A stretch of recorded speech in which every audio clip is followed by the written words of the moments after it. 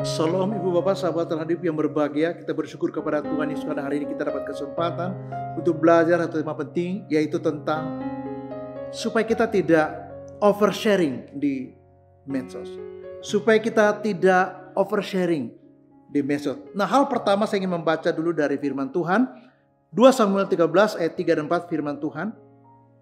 Amnon mempunyai seorang sahabat bernama Yonadab, anak Shimea kakak Daud. Yonadab itu seorang yang sangat cerdik. Katanya kepada Amnon, "Hai anak raja, mengapa engkau demikian merana setiap pagi? Tidakkah lebih baik engkau memberitahukan kepadaku?" Kata Amnon kepadanya, "Aku cinta kepada Tamar, adik perempuan Absalom, saudaraku itu." Nah, kita lihat bahwa yang pertama bahwa banyak sekali manfaat atau banyak sekali kegunaan medsos itu dalam kehidupan kita.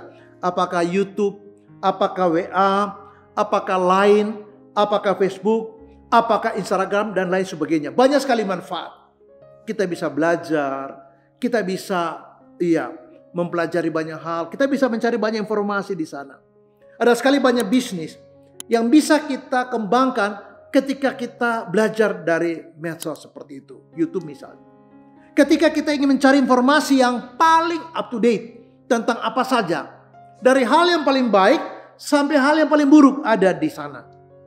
Ketika kita ingin mencari pekerjaan, melamar pekerjaan, atau mungkin anak-anak muda ingin mungkin mereka mencari beasiswa ke Amerika, ke Jepang, ke UK, ke Eropa, ke Belanda, kemana saja mereka bisa mencari data atau informasi di YouTube misalnya, atau di berbagai medsos yang lain. Dan itu sangat membantu. Kita bisa berteman, kita bisa cari relasi, kita bisa mendapat hiburan. Saya misalnya senang sekali mendengar musik. Dan ketika saya harus mencari lagu-lagu nostalgia seperti Bee Gees, lagu-lagu Bee Gees, The Beatles, lagu-lagu yang saya anggap itu bagus, misalnya Just the Way You Are, punya Billy Joel, atau Wonderful World misalnya.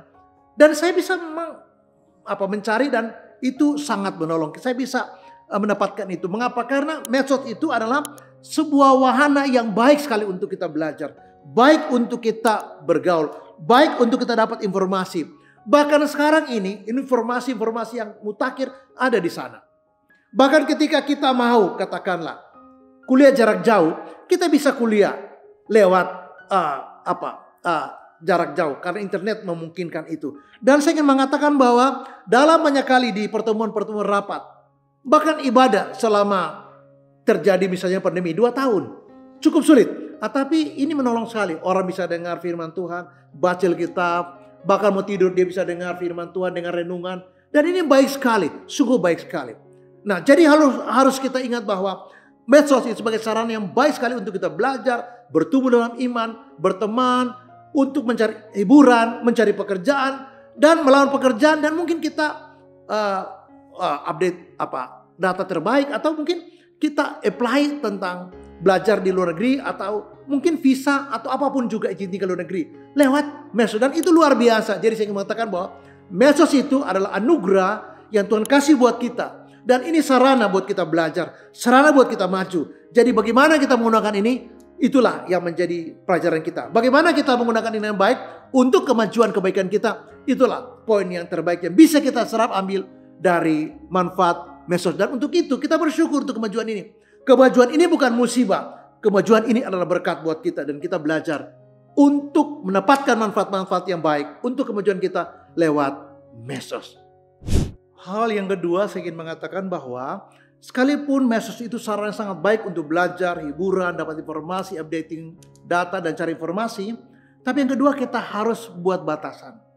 Batasan seperti apa yang harus kita pegang? Yaitu yang pertama bahwa ketika kita sharing itu hal yang wajar.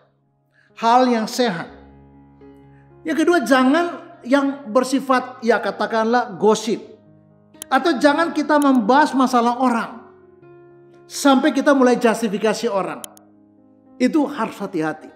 Yang berikut bahwa hal-hal yang terkait dengan nama baik orang, reputasi orang, atau aib orang, atau hal-hal yang sensitif, lebih baik jangan kita share atau posting di medsos. Ada orang yang hobi sekali menanggapi. Nah, kalau kita menanggapi harus hati-hati. Sebab kalau kita tidak hati-hati dan salah menanggapi, waduh. Bahkan kita harus lihat setiap kali yang di-share itu apa. Kalau kita rasa itu tidak cocok untuk kita tanggapi, jangan ditanggapi. Dan kalau kita harus menanggapi, kita lihat ada manfaat nggak untuk menanggapi itu. Jadi yang kedua harus ada batas. Takutnya jadi masalah. Takutnya kita terbawa-bawa dengan mungkin malah kena undang-undang ITE. Karena terlalu jauh kita membuat statement sampai akhirnya kita dengan tanpa pikir panjang membuat pernyataan yang mungkin merugikan, mungkin mencemarkan nama baik orang, mungkin menjelekkan orang, atau mungkin kita sedang menjatuhkan atau mempermalukan orang, namanya, reputasi dan lain sebagainya. Dan itu kita harus hati-hati.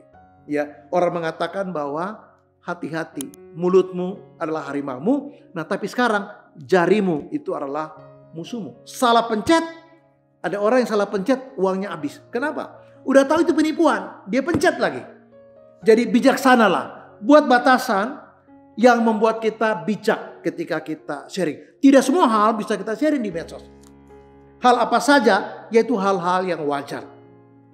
Hal apa saja, hal-hal yang positif, hal-hal yang sehat. Misalnya kita tanya tentang harga ya beras. Kita tanya gimana cuaca di Medan. Apa kabar tentang Inang Uda? Apa kabar Mas? Rencana kapan Masnya mau ke Bandung? Ya, harga tomat di sana berapa? Apakah benar kemarin di Bekasi, karena dia tinggal di Bekasi, ada kebakaran, saya dengarnya di itu. Oh iya, dijelaskan. Nah, hal-hal yang bersifat informatif, hal-hal yang seperti itu bisa kita sharing dan itu it's okay.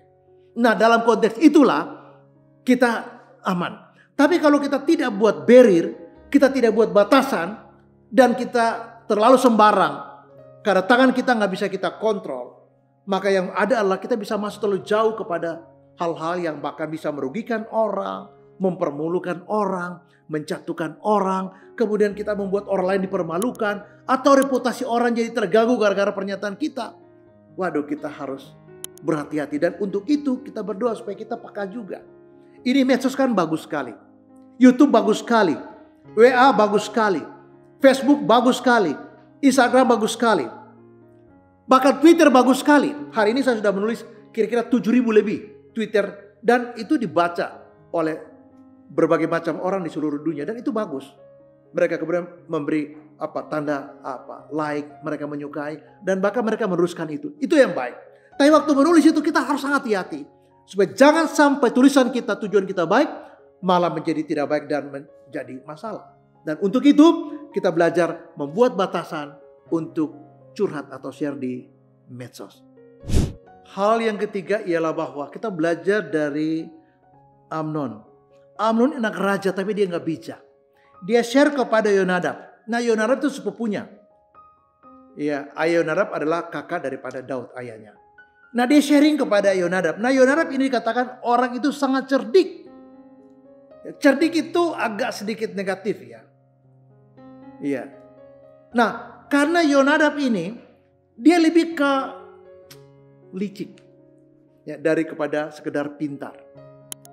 Ya, nah ketika Amnon curhat masalahnya ke Yonadab, apa yang terjadi? Dia salah curhat. Nah, Yonadab ini bukan orang yang baik, walaupun itu sepupunya. Lalu kemudian Amnon curhat. Nah, ini sama dengan orang curhat di medsos tapi nggak bijaksana. Nah, nasihat Yonadab itulah yang diikuti oleh Amnon. Dan di titik itulah terbuka pintu untuk kejatuhan Amnon. Nasihat-nasihat diberikan oleh Yonadab kepada Amnon. Amnon itu terima mentah-mentah. Dia langsung eksekusi mentah-mentah. Dan apa yang dia katakan oleh Yonadab itulah yang dilakukan oleh Amnon. Artinya apa? Bahwa nasihat Yonadab kepada Amnon itu nasihat yang tidak benar. Nasihat tidak baik. Jadi ini bukan persoalan terbuka saja. Tapi kepada siapa kita terbuka itu penting. Kalau kita salah terbuka, kita salah curhat, kita salah share apalagi terlalu berlebihan.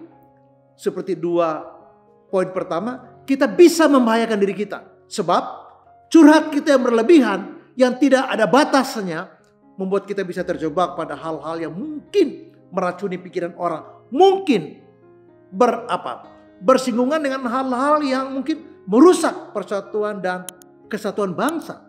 Apalagi bangsa kita bangsa yang sedang membangun, bangsa kita bangsa yang sangat pluralistik. Ketika kita salah bicara, ini bisa sensitivitas tinggi sekali. Bisa menimbulkan keonaran, bisa menimbulkan mispersepsi pada masyarakat atau publik. Apalagi kita share di medsos. Semua orang bisa baca. Semua orang bisa lihat itu. Semua orang bisa dengar itu. Dan apa yang terjadi bahwa ini menimbulkan bisa kegaduhan. Bisa juga hal-hal yang membuat tidak menjadi positif. Nah, untuk itu curhat saja tidak cukup. Artinya kita harus memilih orang kepada siapa kita curhat. Selain itu, konten kita dalam curhat pun harus benar. Kalau sampai terlalu jauh malah jadi fitnah, kebencian, caci maki, menciptakan konflik, perdebatan, polemik, yang ada malah kita rugi, dia rugi. Dan ini memicu pada hal yang lebih buruk. Hal yang keempat ialah ini kesalahan Amnon. Amnon orangnya tidak berpikir panjang. Dia terlalu emosional, kurang rasional. Jadi terdesak dengan dia punya persoalan. Lalu kemudian dia curhat, dan salahnya Amnon ialah tempat curhatnya itu adalah Yonadab.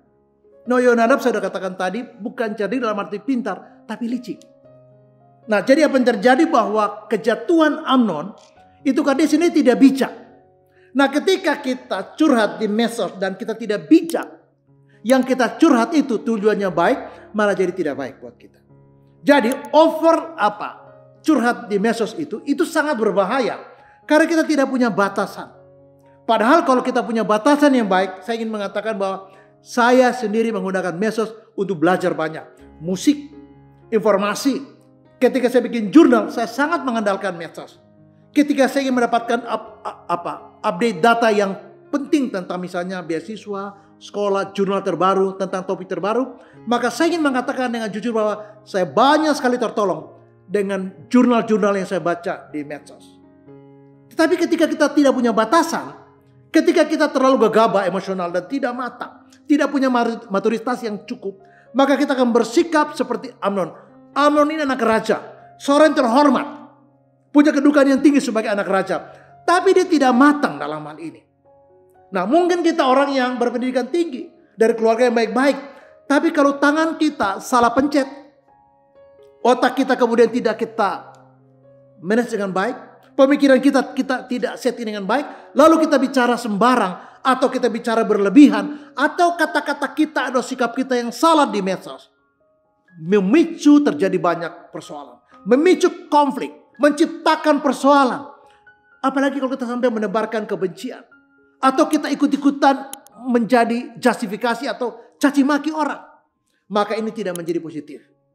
Jadi bicaralah yang baik, tulislah berita yang baik, komenlah yang baik, curhatlah yang benar. Jadikanlah medsos sebagai ruang kita belajar, dan untuk itu kita harus berhikmat untuk menulis apapun di medsos. Curhat ada batasannya. Dan selama kita berada pada batasan yang rasional dan positif dan baik, maka medsos saya ingin mengatakan adalah berkat luar biasa buat kita. Ada sesuatu yang sangat menolong buat kita. Karena dengan mudah sekali kita mendapatkan informasi. Zaman dulu sulit sekali. Saya harus berjalan ke kampung sebelah hanya tanya, siapa ketua DPR? Karena tidak ada koran, tidak ada majalah, tidak ada radio, tidak ada segala macam. Dan setelah saya dapat informasi tentang itu, ternyata sudah 2 kali diganti dan saya tidak tahu kenapa. Karena kita terlambat sekali. Tapi medsos itu memberi kita banyak sekali informasi dan kita bersyukur untuk itu. Saya ingin menutup pertemuan saya dengan mengatakan begini. Medsos itu berkat yang luar biasa. Kemajuan yang ada di dunia teknologi era digital itu luar biasa memberi kontribusi bagi kemanusiaan, bagi pendidikan, bagi entertain, bagi sesuatu yang sifatnya hiburan. Kita bisa belajar, bisa mencari informasi, bisa apply yang visa, bisa apply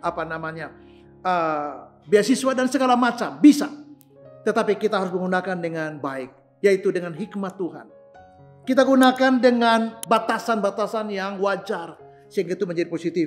Kita dewasa menggunakan semua perangkat yang ada di medsos untuk belajar, untuk membawa kebaikan, membawa keuntungan, dan membawa berkat buat diri kita, buat orang lain. Bahkan ketika kita melayani dan menggunakan sarana seperti medsos, menulis sesuatu yang baik renungan di medsos, kita sedang memberkati. Kita sedang menjadi berkat buat orang. Dan untuk itu kita harus berhikmat, dewasa, dan punya batasan. Tuhan Yesus memberkati. Shalom.